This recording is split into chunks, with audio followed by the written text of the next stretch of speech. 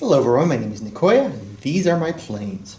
I have a couple here, most of them are pretty cheap, and one of them is actually pretty nice, so let's start with that one. We have our Wood River 5.5, and it is a delight to use because I spent actual money on it. So, as you can see, it comes out of the box pretty much good. You do obviously have to sharpen the plane iron, as you do on any plane you get. But it works just fine. And so this one cost me, I don't know, $250, $300 or something stupid like that. None of these other did, and I'm going to show you what that $300 bought me, or $200 or whatever I spent on it, and why, you know, these ones are like 45 or 50, or like I think I paid maybe $70 for this one. This one's like, I don't know, $20 at Home Depot. It's actually not all that bad because, I mean, there's not much you can screw up on a block plane like this. So this is my Grizzly, I think they call this a 9-inch or something. It's basically a number 4 Bailey pattern, and you know,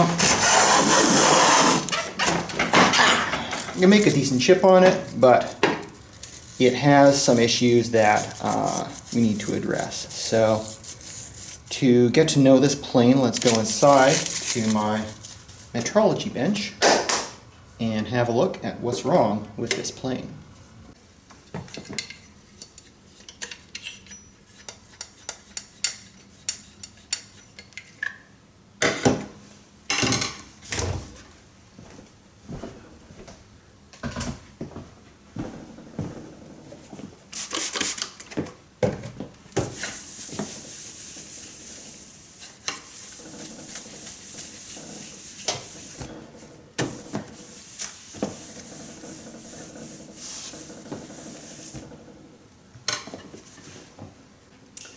So, welcome to my metrology bench. This is my grade F kitchen counter here, and I don't know if you can hear my fridge running, but whatever.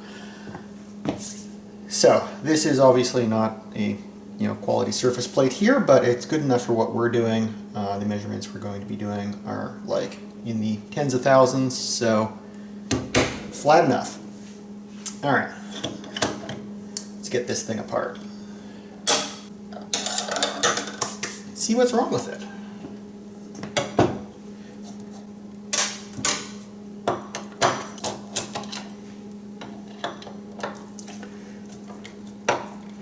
I love flathead screws.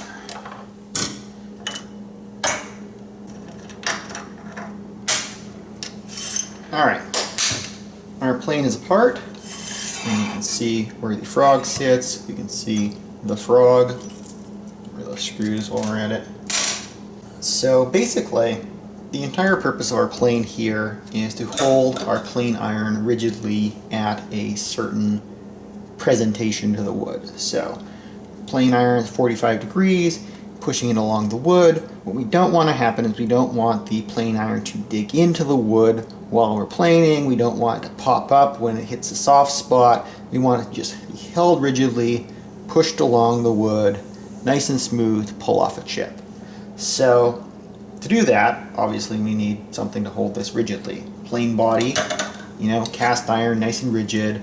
It's got the reinforcements on the side here. It's got a nice flat sole, hopefully. I mean, obviously with a plane this cheap, you want to go in and flatten the sole, and you can see there's some shiny spots here where it's been taken down. I think you can see some shiny spots, probably blowing it out with the reflection. But if we put it down here, you can see there's no rocking here. Like, I can feel that there's a decent vacuum under there, that we're not don't have a big hollow under here or anything like that. So that much is good. Flattening the plane sole is pretty easy to do. Put out a piece of sandpaper, scrub it back and forth until it's shiny all the way across, and you're good to go. And trying to get little rough spots on there. But the next part of the equation is the frog. So again, there's the 4 pads in there. I think you can see that, where these surfaces on the frog sit. And if these surfaces are not mated well together, obviously we have 4 points of contact, not 3 points of contact. So if one of these feet is lifted, for example, when the plane blade's sitting on top of here and you push into the wood, that's going to be drawn down and you're going to dig in on that side. And then, when you hit a soft spot, it's going to pop up. And so what will happen is you'll be pushing your plane along and it'll dig and then it'll skip and then you're digging and you're skipping and you're getting just an awful surface. So that can be an issue. Another issue can be up at the front here. So if we just, take our 1, 2, 3 block here as our flat surface and put this on here. That's not the 1, 2, 3 block walking back and forth. That is, this surface here is not flat. And we got a low spot over here or over here, whatever. I mean, it's the same thing. This direction, got nothing. So what I'm going to do, now unfortunately the adjusters here are riveted in place. This one's pinned, you can drive that pin out so you don't have to deal with this, but what you'll do is you'll take a block of something, whatever, it doesn't matter. You put a piece of sandpaper on there, sand it down flat. This one's actually not all that bad. I mean, I could probably sneak a feeler under there. In fact, why don't I go get my feeler gauges? Alright, got the feeler gauges out, and I just did a little test off camera here so I didn't waste a bunch of time. I have the 4th thou feeler. You can probably see that. I don't know if the reflection's too much.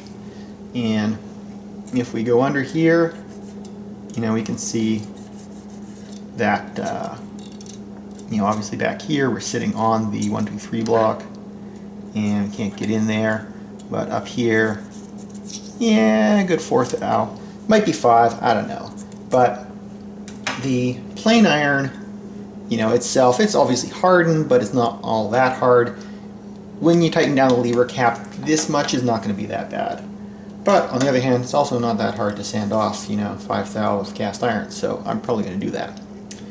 What's more concerning, though, is the fit between our plane body and our frog. So the frog sits in here like that, and right now I have the flat surface at the rear resting against the pads, and that is a lot of play. So can you see that? Yeah, you can definitely see that. So what we want to do is we want to figure out, what's screwed up here. Is it the frog? Is it the plane body? So I'm actually going to measure this, and I actually did this before to make sure I can measure this reasonably. You have a good setup. So that's what I'm going to do. I have a, this is actually an adjustable parallel. I'm going to use it vertically right now so I can get in over here. And I'm going to measure this height, and then I'm going to measure this height. And this is a Bailey pattern plane number 4. In theory, this pad here should be 3/4 of an inch higher than this pad here, 750 thou. I'm going to guarantee you it is not because this is a cheap plane, but let's find out how far it's out. So, got our height gauge here, loosen that up, and we are at, let's see, 185, 180, so 1 inch, 860 thou, we'll say. That's, lining up right at the 10 on the vernier scale. I probably can't see that, but whatever. Take from me, we're at the 10 here. We're a little past the 8.5 on the scale. So let me get my calculator so I can write this down. So 1,860 thousandths. Put it on the higher pad here, and we have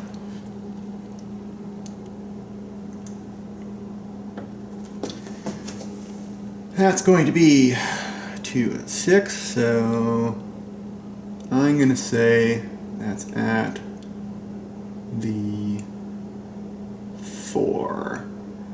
So that's going to be 2604. So minus 2604. Let's see if I did my math right.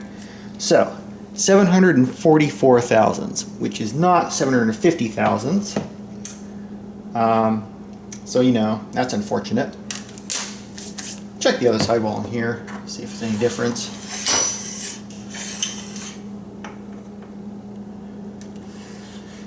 And are we back at 1860? Let's see. We're at 1860, yep. And this one here, we are at, yeah, that's 2604 again. 0304, close enough. So this isn't exactly 750 thou.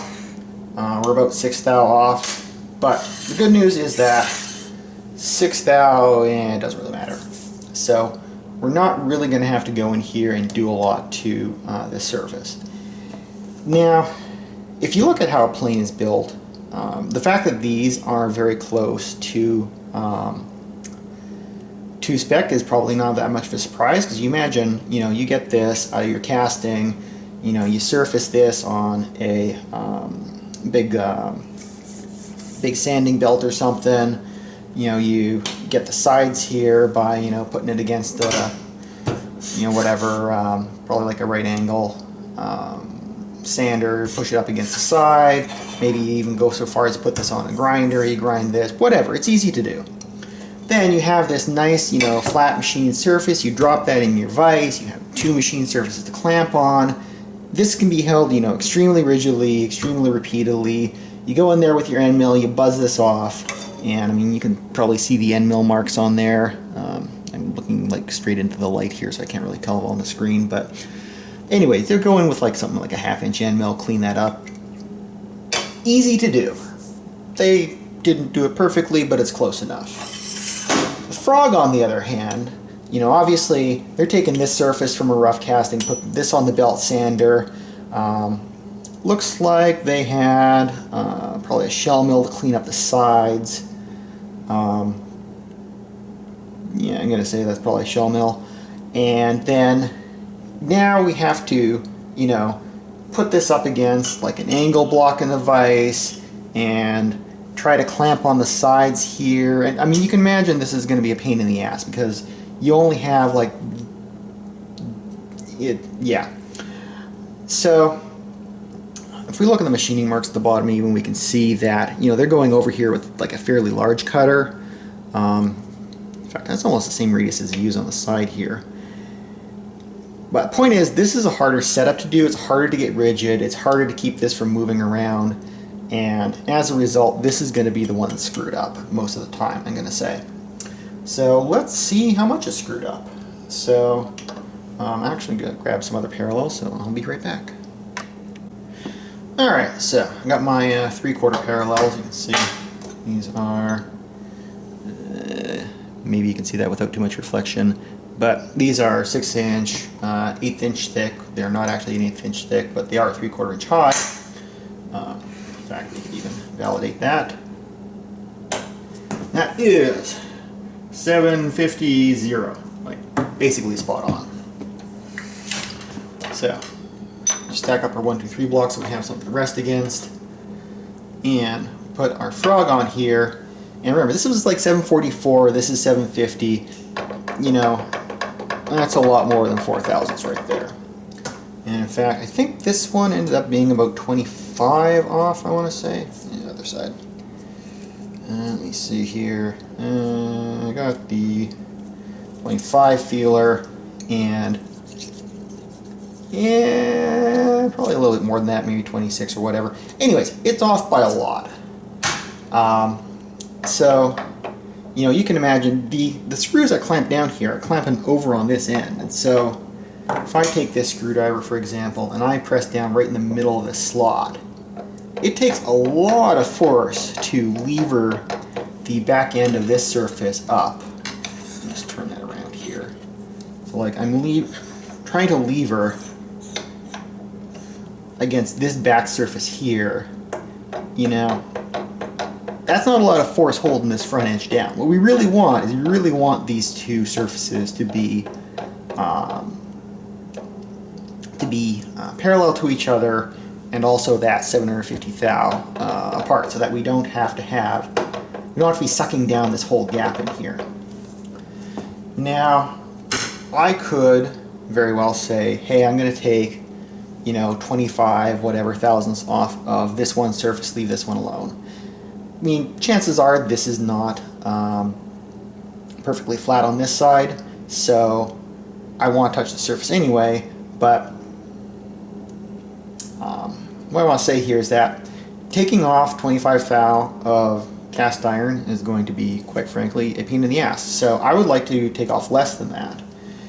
Now, I want to say, once we start modifying this frog, we are going to run into a situation where no matter what we do here, we're going to change how the geometry of the plane iron matches up with the bottom, the sole of the plane. And that's the same case as if you take 1 or 2 thou off the plane sole, that's bringing the entire mechanism of the plane that much closer to the wood. If we take 20 thousandths off the back end of this frog here, that's bringing that mechanism further down. If we take a skim coat off of this surface here, that's bringing the mechanism down. And eventually, what'll happen, like if I take a fucking ½ inch off this, what's going to happen is we're going to run out of adjustment room on the frog, because if we look at how this works here, let's get rid of that for now. So the adjuster, the adjuster here fits into the slot of the chip breaker. The chip breaker, it's adjusted right down near the cutting edge of the blade. I can lower this down, lower this down, and lower this down, and that's letting the blade slide further down the frog, engaging more of the wood. We probably got like a 1/4 inch maybe of travel here, maybe only 3/8 or 3/16.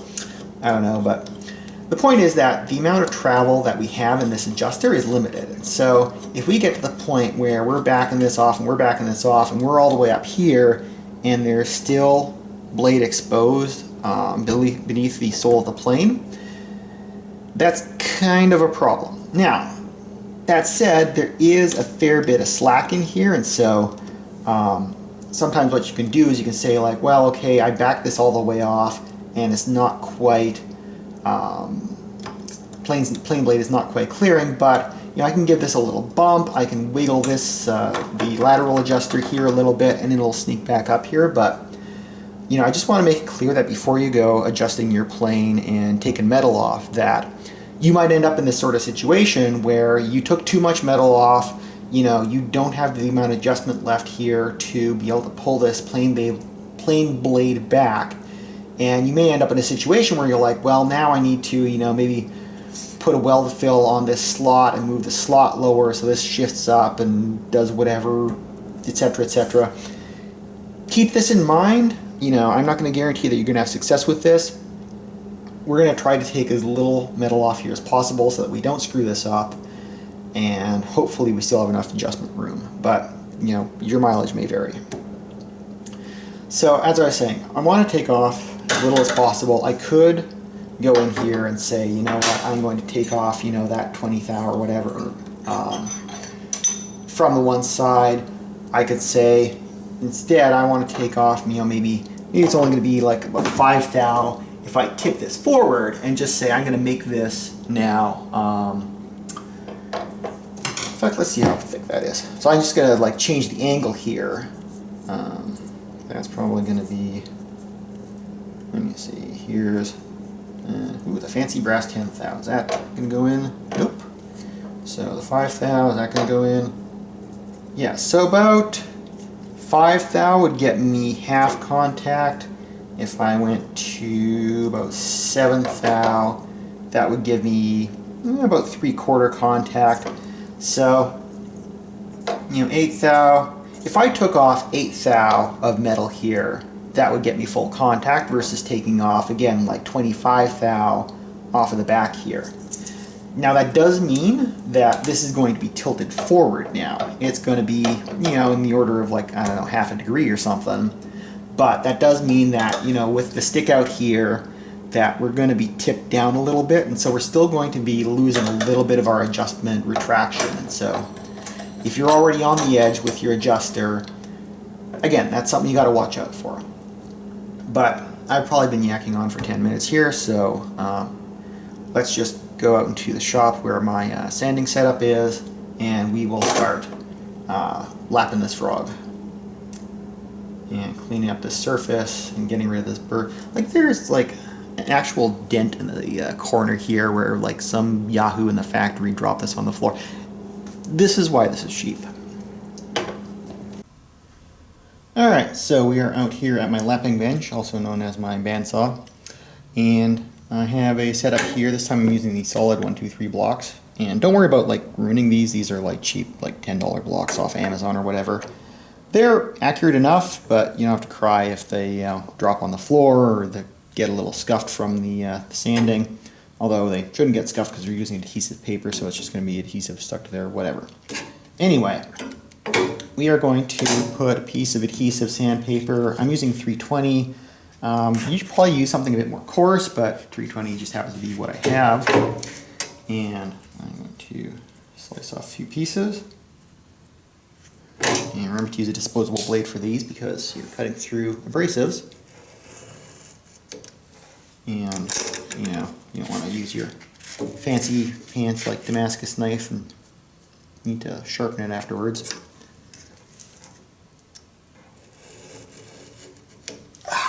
Oh yeah, I ruined that tip. Good God, that looks terrible. But it does the job. Do the fun part, get the sticky back off. And stick that down to the block. And this is pretty cheap. This is pretty cheap sandpaper, and so it doesn't peel off the nicest, so make sure not to leave it on there forever and get it really stuck down. But for our purposes, we're going to be leaving it on here for all of like probably 30 minutes, and it's not going to be a big deal. Alright, so we got our two geometrically accurate sanding blocks. I have my 3/4 parallels and just a couple more stacked in between so they're not falling over as much. If you have a small clamp, you can clamp these together and it'll make your life a little easier. You're not going to worry about them falling over. I'm just going to deal with this because I don't have a small clamp. I really should get one. This here is some Norton honing fluid. Don't do that after you use this. Some Norton honing fluid. You can use like any kind of oil. You can also use water with this, but then you're dealing with like making everything rusty, so don't. But yeah, it doesn't matter. This is really just to keep the paper from clogging up with iron filings and graphite, which it will do almost immediately. So it's a little bit here, a little bit here. And obviously if we just lay this down and start scrubbing back and forth, we're just going to be lowering the back, and we don't want to do that. We want to change the angle here. So we want to, you probably can't really see that, but we want to rock this forward, so putting pressure ahead of where it's resting back here. So I'm going to hold on to this like this, and then rub back and forth. And so we're already getting some metal off here, which is good. And I will wipe this off a little and show you the shiny spot. So, you can possibly see that, I don't know, but we got a little bit of shine right there, a little bit of shine right there, not doing too bad. And actually, let me put my blue one on there, make it a little easier for you to see, which I should have done to start with, and I can't get the cap off. There we go. So we'll keep track of our progress with the blue, and keep in mind too that like this surface back here, it is milled to the same height, but it contacts literally nothing. There's just the adjuster knob that goes in between here. This just floats midair, So ignore that. We don't have to bring everything down to there. Anyways, put this back on here, sand off a little bit of that blue, and show you where we're touching. So, again, this gets really, really dirty. So, again, as we can see here, I think you can see this time, we got contact right up here, nothing on this side, and we're heavy here and we're light here. So, I am going to try to get at least halfway up this surface.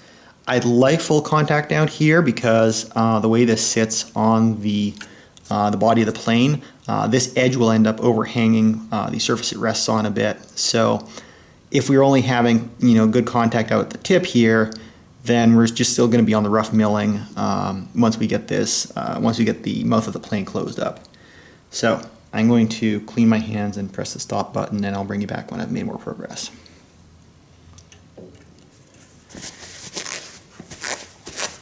Stuff gets everywhere. Alright, I've been going at this maybe 4 or 5 minutes now, and I just gave this another quick hit with a Sharpie, and we can see that we're about halfway up, cleaned up on the rear surface here, but on the front here, let me make sure it's not reflecting too much.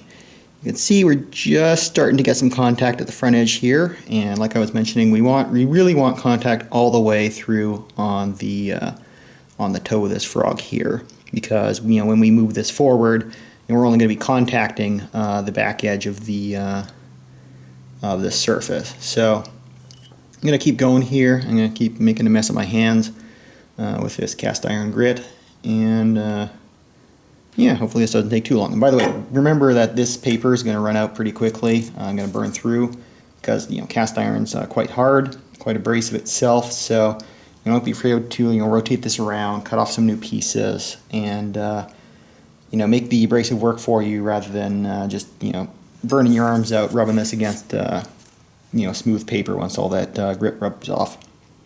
So yeah, I'll be back in 10, 15, 20 minutes, whatever. My lights are going up because I haven't been moving around enough. They're motion controlled. Anyway, I will continue on and see you in a bit. Alright, checking back in again. Let's see if we can see that. So we're about a little over halfway up here on the heel of the frog, and we're about halfway on this toe and almost completely cleaned up on this one here, which is nice. So just double check and make sure it's not reflecting too bad. So yeah, I've been going another like 10-15 minutes, and just a reminder, like sandpaper is a lot cheaper than your time. Like this is 10 cents of sandpaper here versus like 10 minutes of your time. You can tell which one's going to be the better investment there. So change out the sandpaper often. Use lots of lubricant. Like this is caked up here. This needs a bit more lube, but I was just doing a final little scuff here on the Sharpie bluing. So use lots of oil to keep the sandpaper from clogging. Switch it out often, and yeah, put on your podcast and just sort of sand away. So I'll get back to this, and I'll come back when probably when this toe is cleaned up, because that should be the last we need of this. And now my hands are filthy. I can't hit the stop button. Great. Ugh. God.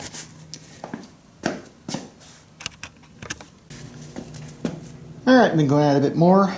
Changed the paper, I think, a total of 4 times. And we are at the point now where we basically have good contact. I have a hard time looking at the screen there to see if I can see it. Let me tilt that up a bit. Oop, now it's reversed. Okay, there we go, sort of. Alright, we have basically 100% contact on this side. We're missing just a little bit on this side, and then back up here where it doesn't really matter, we're missing a little, but I mean, who cares? So we are going to go on to the next step, and for that I need the body of the plane, which I don't have here. So I'm going to clean up a little, go grab the plane base, and meet you back. Alright, got the plane body out here. So if we go back to our original setup that we were doing over on my kitchen table with the 3/4 parallels and the 1, 2, 3 blocks here, we can see that it still actually rocks, but That's just because the balance point is back here, and we didn't take down our rear surface here at our heel all the way down to that section there. So that actually doesn't matter. We're sitting like right across here where we're rocking, and when we rock that forward, you know, you can't see that on the screen probably, but we do have good full contact down here and basically like 90% there. So, you know, you can't rock this around, that's fine. When we bring in the actual plane body, let's see how good we did here. Make sure there's no crap in there. Set that down. See now, just a slight amount I'm feeling. So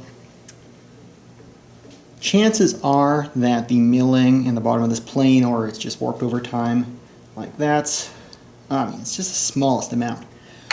But what we're going to do here to take care of that and to make sure that everything in here lines up is that we are going to use some lapping compound. Now this is just automotive rebuilding lapping compound here. I hope you can probably see that, it's not too blown out.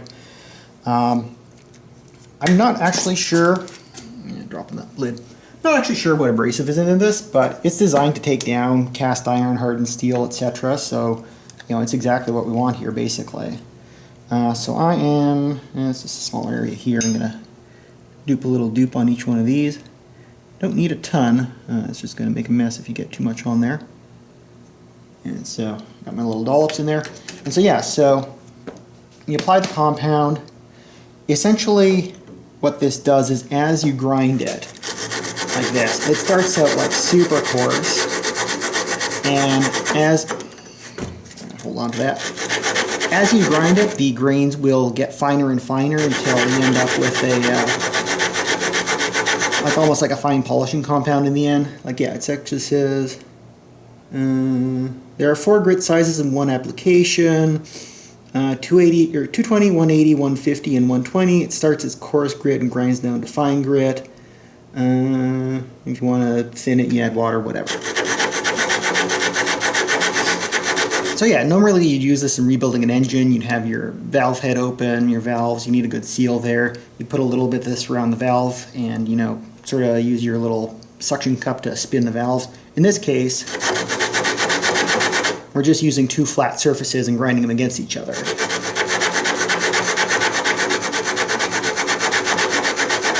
So as we go along, this is getting to a finer and finer paste, and you can see where we're contacting there. And so this is probably going to be really boring to watch, so I'm just going to do it.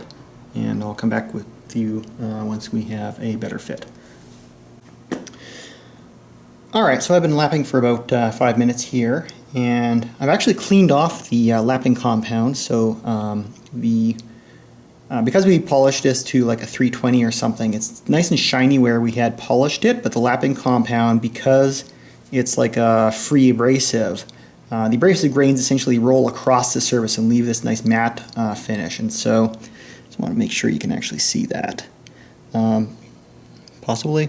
So yeah, so we do have, we are a little bit light along the toes here, which we kind of expect because this was only like 744 instead of 750. Sure, hope you can see that on the video. Maybe. And again, we're like a little light on the toe here, but we have fairly good contact back here. So I'm going to probably hit this maybe once or twice more until we have a full matte finish all the way along here. And really hope you can see that. Yeah, then we'll have perfect contact. And now, I mean, obviously, like I put this down now, it was rocking before, there is no rock now. This is like absolutely solid, but I still want to make sure we have contact out the front. So I'll do that and I'll show you the results when we're done.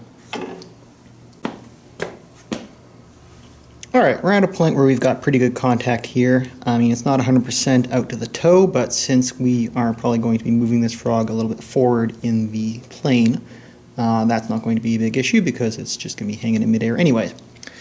So you can see in the plane body itself, hopefully this will show up, that we have good contact on this side as well, so it's not just like one little stripe that's rubbing back and forth, like horizontal stripe or whatever. And so put this back together. we have no rocking. It feels nice and solid. You know, no matter where I put it here, we're still nice and solid. I can go all the way up or all the way back. No rocking. That's finally in a place. I mean, obviously, when you let go of it, it balances, but whatever. This is finally in a place where we can put this back together and be happy with what we got. So I'm going to grab a screwdriver, and we will go ahead and do that.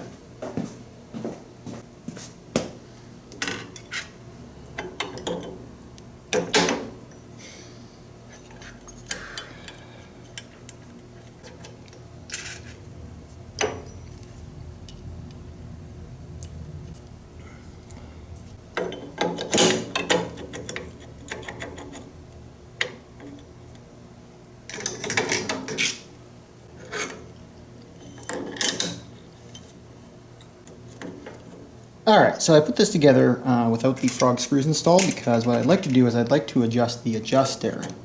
And it's a little bit easier if we can just take this off and, you know, screw it forward until we have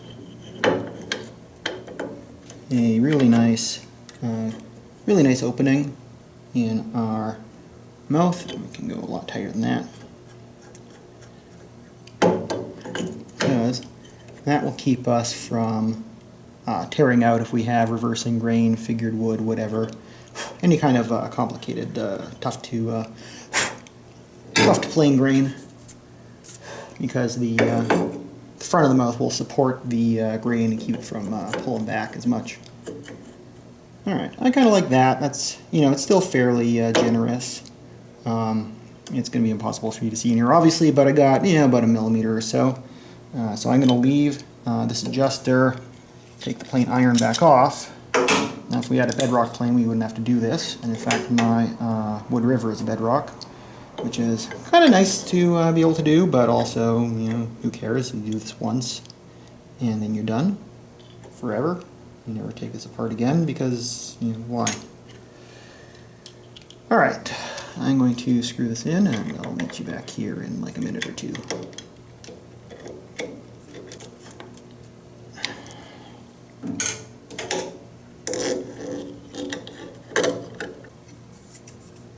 Aha, good news, we can retract the plane blade all the way. And we just barely have a little bit of adjustment left, so that's good news. I'm going to go over there and try it out. Okay, so we're back at our piece of kind of shitty wood. Bottom here lubed up a bit with wax. And dialing the plane blade forward.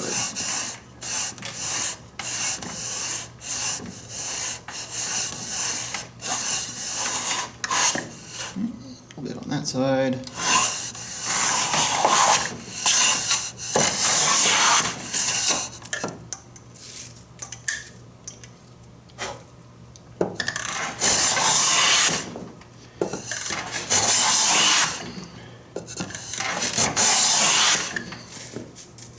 So, I would say that is a nice wafer-thin shaving.